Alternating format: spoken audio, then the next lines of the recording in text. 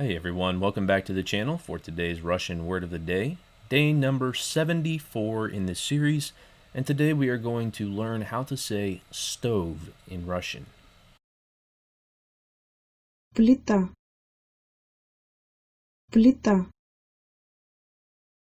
Плита. This word has a soft l in it, followed by an e.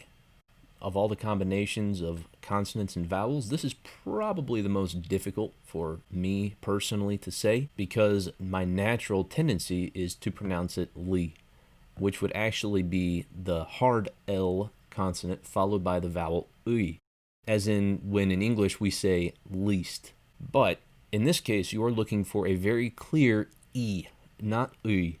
So really work on pronouncing it li and not li.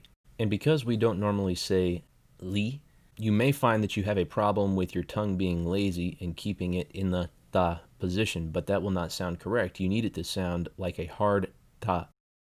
Go ahead and practice the word here at the end of the video a few more times. We'll see you again tomorrow with a new word of the day. Пока for now. Плита. Плита. Плита.